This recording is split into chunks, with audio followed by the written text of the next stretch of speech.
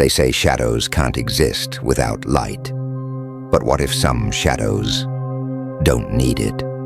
What if even in complete darkness, something still watches you, quietly copying your every move, until it doesn't need to copy anymore? Before you scroll away, ask yourself something. Have you ever noticed your own shadow moving a little too late? That's how it began. And if you think this is just another Halloween story, you're wrong, because this one never ended. What if a story could follow you? What if watching it was enough to bring it closer? I used to laugh at those urban legends until I saw the footage, until I heard what the police never released. This isn't about ghosts, not exactly. It's about the echo of people who thought they could laugh in the face of darkness, and found out darkness laughs back. So listen carefully, because by the end of this story, you'll start to question your own reflection. You might even glance behind you, and if you do, don't. The house on Sycamore Lane looks ordinary in the daylight. Gray paint, dead vines, a cracked mailbox leaning toward the road. But locals say the house isn't haunted. It hunts. Every Halloween night, the same thing happens. Streetlights dim. Dogs won't go near the yard. And if you stand across the street, just for a few minutes, you'll see something impossible. Not inside the house, not outside it, but on the wall where no light should reach. A human-shaped shadow that stretches. Even when no one is there, no one knows when it began. But the earliest report came from a child in 1972. She told her parents she saw someone's dark twin crawling across the wall. They laughed. 2 days later, she stopped talking altogether. They moved away that same winter. The house stayed empty, mostly. Decades later, the story caught the attention of a small YouTube team. They called themselves the Night Trackers. 3 creators chasing fear for clicks. They didn't believe in ghosts. They believed in watch time. They thought fear was something you could control, edit, monetize. But fear doesn't like to be filmed. On October 31st, 2019, they went live from that house. Thousands watched the stream, and thousands saw the same thing. But when police arrived hours later, the stream was still running, and the house was empty. No one ever found the Night Trackers, only their shadows, burned into the wall, or so the story goes. But here's what most people don't know. The stream didn't end. The feed kept broadcasting, looping static and faint whispers for almost 9 hours after. If you turn the volume all the way up, you can hear something between the static, breathing, counting, whispering your name. So I have to ask you, if you were them, would you have gone inside that house? Would you have risked everything just to prove fear isn't real? The footage begins normally, a shaky camera, laughter, forced confidence. But then the front door opens and everything changes. You can feel it even through the screen. The sound seems to pull away, as if the air itself refuses to move. The flashlight beam hits the hallway, and the dust hangs still, frozen in midair. And then, something strange. Every time the camera pans left, a faint smear of darkness lingers. Not a glitch, not motion blur, something else. Almost like a person's outline, standing just behind the light, waiting. When they pass through the kitchen, the temperature drops by 20 degrees in seconds. You can see it in their breath. And then for the first time, one of them mentions it. The shadow. It shouldn't have been there. The room had no windows, no lights, no reflection surfaces. Yet there it was, standing at the edge of the wall, stretched tall and thin, the shape of something that didn't belong. They laughed it off, of course, said it was perfect Halloween timing. But their laughter didn't echo. It just stopped, like the house swallowed the sound. Here's where it gets unsettling. Every few minutes, one of them mentions feeling off. Not scared exactly, just not alone. Like someone standing just behind their left shoulder, breathing softly. Ever felt that? That prickling tension down your spine when you know someone's near, even if no one's there. That's how fear really starts. It doesn't scream, it whispers. What if the house knew that? What if it used that feeling, that expectation of fear, as a doorway? Every thought you have about what might happen is how it gets closer. One of the strangest moments happens 37 minutes into the stream. They're standing in the living room, talking about cold spots, when the camera pans briefly to a mirror. You see all three of them reflected. Then a second later, only two. One shadow is gone. But when the camera turns back, there they are, all three. No one notices, not yet. Rewatching that moment later, frame by frame, the missing reflection doesn't fade or distort. It blinks out. Like something erased it on purpose, and when it comes back, it's smiling, even though the person it belonged to isn't. How do you explain that? A camera glitch? Maybe. But why does it happen again? Only this time, the reflection lags behind by half a second, like it's thinking for itself. There's a rule about that house the locals still whisper. Once you see the shadow, don't move, because it learns how you walk. It learns how you breathe. And once it knows your rhythm, it doesn't need the light anymore. It can find you in complete darkness. They didn't know that rule, and by the time they learned it, it was too late. The footage cuts briefly, and when it returns, the host is standing alone in the hallway. He's whispering something, barely audible. When you isolate the audio, it sounds like, "It's behind me," but he never turns around. He just stares forward, as if turning would make it real. Have you ever felt that instinct? When your body knows something's right behind you, but your mind refuses to check. That's not fear, that's recognition. The door to the basement opens on its own. He says he feels a draft, but his clothes don't move. He goes down anyway. The light follows him, flickering rhythmically, almost like breathing. Down there, the walls are covered in carvings, names scratched deep into the wood. Some are decades old, some look fresh. The camera catches one name clearly. It's his own, carved perfectly, as if someone knew he'd be there.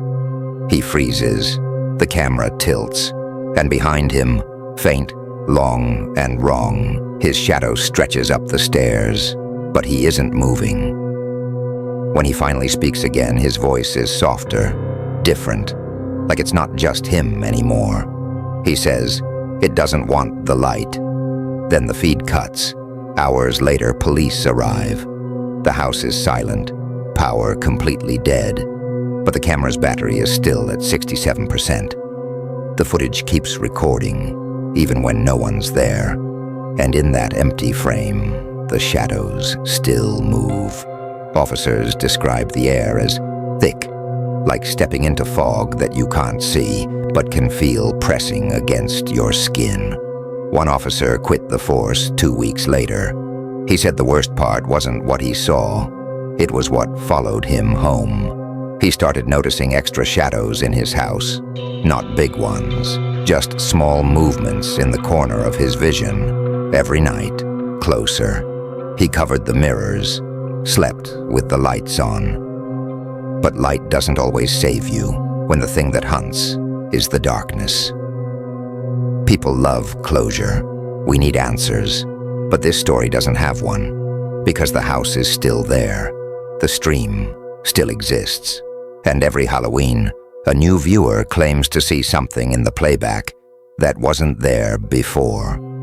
Sometimes a face in the static, sometimes a reflection behind the narrator, and sometimes, just sometimes, they say the reflection looks like them. So before you scroll, I'll ask you one more thing. Are you sure you're alone right now? Because sometimes the act of watching is enough to invite it in. And if you look closely, really closely, you might notice your shadows standing just a little too still. When I first started looking into the night tracker's disappearance, I told myself it was for research, content, curiosity. But curiosity is dangerous. It doesn't end when you find the truth. It ends when the truth finds you. Maybe that's why people warned me not to watch the entire recording. They said the footage changes, that each time someone plays it, the shadows rearrange themselves, like the house is editing its own story. And maybe that's why I couldn't stop watching, because I needed to know what they saw before they vanished, and what exactly saw them. I got the original file from a retired officer who never turned it in. He said it was corrupted, that the file didn't behave like normal video. When I opened it, my screen went black for 8 seconds, long enough for me to see my own reflection in the glass. Except my reflection blinked first. The file starts with static, then a voice, faint, whispering, "You shouldn't be here." I thought it was one of them, but when I ran the waveform, there were no vocal frequencies. It wasn't human. At first, I only planned to skim through it, but something about the silence drew me in. Every sound in that house had weight, each creak, each breath. Even the static felt alive. And beneath it, if you listen carefully, you can hear it, the heartbeat of the place. Slow, steady, patient. Almost like it's waiting for you to notice. The night tracker's stream cuts out twice, both times for exactly 3 minutes and 12 seconds. Different cameras, different batteries, same missing time. That's not coincidence, it's pattern, and patterns mean intention. I mapped the timestamps to the floor plan. Both interruptions happen when the host was standing at the base of the staircase, between the basement and the second floor. A blind spot, a perfect midpoint. Why would the house hide that? What's in that space between floors? Something caught between above and below, light and dark, wasn't it? I slowed the recording down, frame by frame. In one still image, right before the feed dies, there's a faint reflection on the window pane. A fourth person, standing on the stairs, face blurred, head tilted, watching. And when the footage returns, that same reflection is gone. But something else replaces it, a word etched into the glass from inside. Stay. When you visit the house now, everything feels wrong in ways you can't explain. The shadows fall the opposite direction they should. You take one step, and the echo arrives a second late, and the air feels thick, like you're walking through someone's breath. Locals say the house feeds on fear, but that's not quite true. Fear isn't the food, it's the signal. It's how it knows you're watching, because the moment you start to feel afraid, you give it permission to look back. I didn't believe that until I visited, just once, in daylight, camera on, voice steady, and yet, every frame I recorded has one thing in common, a faint shadow following mine, even though I was the only one there. When I turn, it doesn't move, but when I freeze, it shifts slightly closer. Have you ever felt that? Something watching you just out of sync? The way your reflection sometimes doesn't quite match your movement. You tell yourself it's a trick of light, but light doesn't think. Light doesn't wait. The first responding officer, Sergeant Cole, filed a short report. Upon entering the residence, all 3 body cameras malfunctioned. Battery drains occurred simultaneously. A visual anomaly appeared along the east wall resembling human silhouettes. Shadows persisted without visible source of light. He quit 2 weeks later. Before he did, he left a note on his desk. No signature, just a sentence. The shadows know names. At first I thought it was metaphor, until I noticed something on the footage. Every time someone speaks a name, the lights dim, just slightly, almost as if something is listening. And then I realized every missing person connected to the house had been called by name on camera before vanishing. So, I won't say mine here, because if names make it stronger, silence might keep me safe. There's a theory among paranormal researchers that certain places record emotion, fear, pain, anger.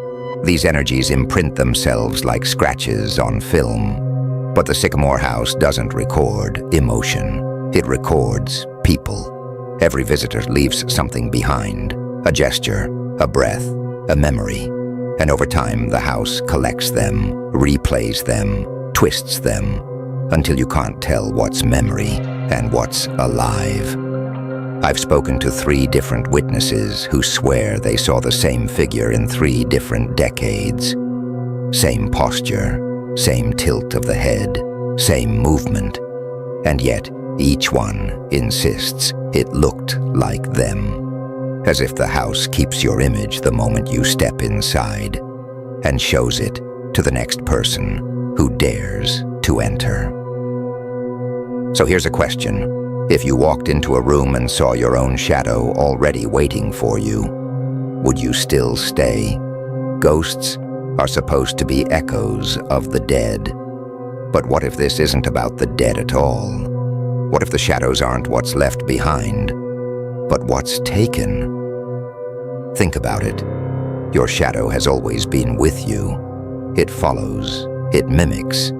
But what if one day it stops obeying? What if it decides it's tired of being just a reflection? Maybe that's what the Sycamore shadow is. Not a ghost, not a curse, just the part of us that wants to exist without us.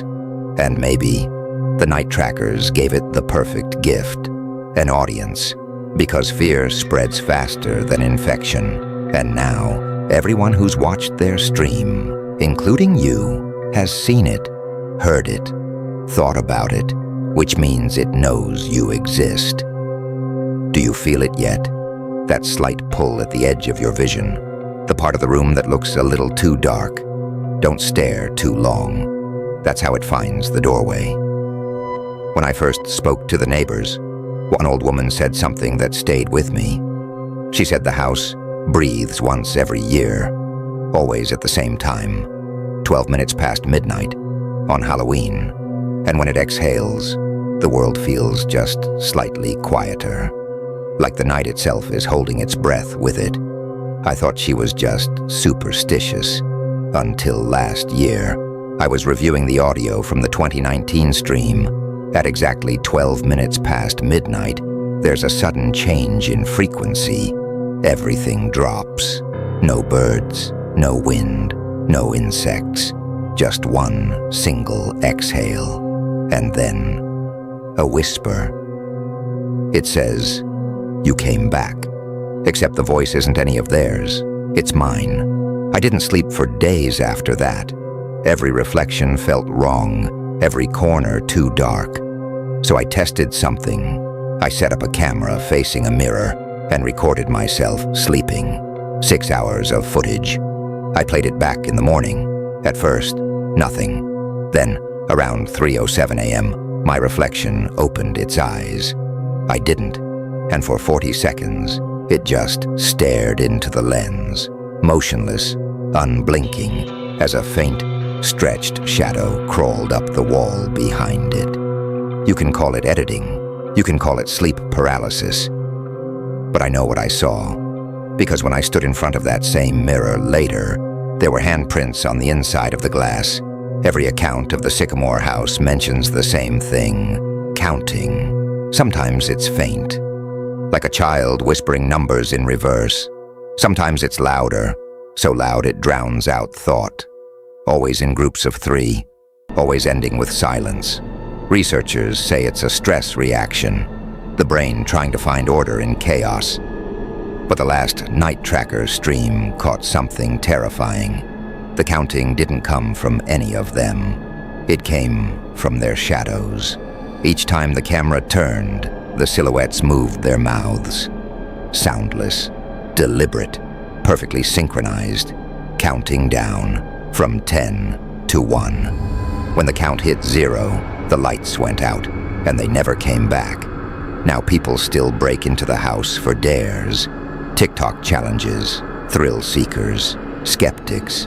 They never stay long, but those who do report the same experience. A sense that the darkness is aware, that it moves when you stop looking. And when they leave, their phones record static for hours afterward, even outside. The last group left a message scratched into the front door. 3 words. It followed us. And when I checked the footage from their night, one of them was missing a shadow entirely. So ask yourself this: why are you still listening? Is it curiosity? Or have you started to feel it too? That quiet pull in the back of your neck, that sense that something behind you might be listening with me. If the sycamore shadow really does travel through attention, through stories, through screens, then maybe it doesn't need the house anymore. Maybe all it needs is someone to think about it long enough. And right now, that someone is you. You're still here, still listening. That says something, doesn't it? Most people would have clicked away by now, but not you. Maybe curiosity really is the most dangerous thing in the world, because once you start looking for answers, you never notice the moment when something starts looking back. And if you've come this far, I need you to stay until the end. Because what I'm about to tell you, it isn't just a story anymore. But before we continue, if you felt something during this story, even a single chill down your spine, or that slight urge to look over your shoulder, then you're already part of it. So do me one favor. Subscribe before we go further. Not for me, for yourself. Because if anything happens, you'll want to know what comes next. I went back to the house last week. Not in person, at least that's what I told myself. I used a live feed, remotely accessed through a drone system. No physical contact, no danger. That was the plan. But the thing about Sycamore Lane is that it doesn't need you to walk in to know you're there. The moment the feed connected, I felt it again. That quiet pressure in the chest, that hum in the air, like static pressing against bone. The camera drifted through the front hallway. Same rotted wallpaper, same empty frames. And then down the corridor, a mirror, cracked but still standing, and inside it, my reflection, looking directly at the drone. Do you understand what that means? The drone had no camera facing me. It wasn't possible, but there I was, in that reflection, watching myself watch it. Ever since then, strange things started happening to my equipment. Video files wouldn't stay deleted. Audio recordings developed layers of whispers beneath my voice. One file even changed its name by itself. The title? Come Home. You can laugh. I did too, at first. Glitches, I told myself. Software errors. But explain this. When I checked the metadata, the last modified by field listed a user that doesn't exist. Username, shadow user created, October 31st, 12 a.m., the exact time the house was said to breathe. Coincidence or connection? And if a ghost can't touch wires or code, then what kind of thing can? Since that night, I've stopped sleeping properly. When I do drift off, it's never peaceful. It's that house again, always the same. I'm standing in the living room. I can't see the ceiling or the floor, just darkness above and below, and the only light comes from the open doorway. Every dream ends the same way. A figure steps out from the shadow. Sometimes it looks like me, sometimes like someone I've never met, but every time it whispers the same thing. We remember you. And then I wake up with a word written on my arm, different handwriting each time, always fading after an hour. Last night's word was stay. 3 nights ago, I decided to test something. I set up my studio lights and recorded myself speaking, just like now. But I positioned a second camera behind me, pointing at the wall. Simple experiment. I wanted to see if my shadow matched my movements. At first it did. Every gesture, every nod, perfect sync. Then about 20 minutes in, I raised my hand, and the shadow didn't. It just stayed there, still, head slightly tilted, like it was listening. And then, as I turned my head toward it, it slowly began to raise its hand. A second too late, almost as if it was trying to catch up. When I played the footage back later, there was a voice underneath the recording, a whisper, almost inaudible. It said, "We see you seeing us." Here's something most people don't understand about horror. It doesn't live in places, it lives in attention. It grows in the space between what you see and what you imagine. The Sycamore shadow doesn't need walls anymore. It needs eyes. The more people watch, the stronger the echo becomes. It doesn't matter if you believe or not. Belief is irrelevant. Attention is enough. So ask yourself, how long have you been watching this? How many minutes have your eyes stayed fixed here, waiting for the next line? Do you feel it yet? That pulse under your skin, that strange awareness that something might be reading over your shoulder, that's not your imagination. That's how it starts. There was one person who made it out of the house alive. Her name was Mara. She refused every interview request for years. Then one night, she called me, her voice trembling. She said she didn't have much time left, that the shadow changes faces every year. I asked her what she meant. She told me this: every Halloween, I see it again. Not outside, inside, in reflections, in corners. It doesn't haunt the house, it haunts memory. And every time I tell someone, it finds them too. I asked her why she was warning me now. She said, "Because you already told the story, and once it's spoken, it can't be taken back." The next morning, I tried calling her again. Number disconnected. Her apartment was empty, no forwarding address. But on the wall, near the window, someone had written one sentence in black ink: "Stop recording." I checked the analytics of this channel last night. Something strange showed up. A new location in the data. Unknown origin. Thousands of views, all from that single source. But no IPs, no devices, no profiles. Just one word in the metadata: shadowed. And here's the thing. Every person who's watched this far has become part of that list. Not cursed, not doomed, just noticed. That's how it works now. It doesn't hunt, it waits. And once it knows your gaze, it doesn't forget. So if you've been staring at the same corner of the screen, if you've felt a presence behind your monitor, don't turn around too fast. It hates to be seen directly. I used to think this story would end when I stopped telling it. That silence would make it fade. But I was wrong. The silence makes it louder. Because the less you say about it, the more it listens. Now every recording session feels different. Lights flicker, audio glitches, and sometimes I hear breathing that isn't mine. It syncs with my voice, as if something else is narrating alongside me, using my words to learn how to sound human. You ever feel that way? Like your own voice doesn't sound like you anymore. Like something else is speaking through you, not as you. That's what the shadow does. It doesn't take your body. It takes your narrative. If you've made it this far, you might already understand what this story really is. It's not a warning, it's an invitation. And somewhere beyond the words, something's listening to the rhythm of your heartbeat, the click of your mouse, the tremor in your breath. You've given it your attention. That's enough. But remember this: if you stop watching now, you'll only wonder what happens next. And wondering is how it finds you again.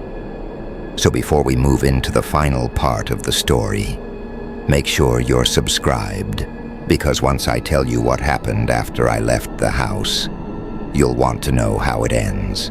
I don't know when the story stopped being mine.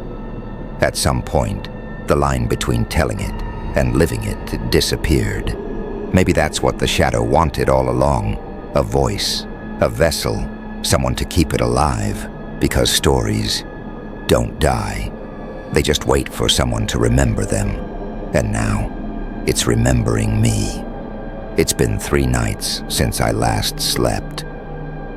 Every time I close my eyes, I hear it, that faint rustle of static, the sound of the Sycamore feed trying to play itself in my head, like the house is replaying me now. I tried deleting all the files, every recording, every backup, but they come back, sometimes renamed, sometimes not, always time-stamped at 12:12 a.m., and always the same note in the metadata: you're not done yet. You ever get that feeling?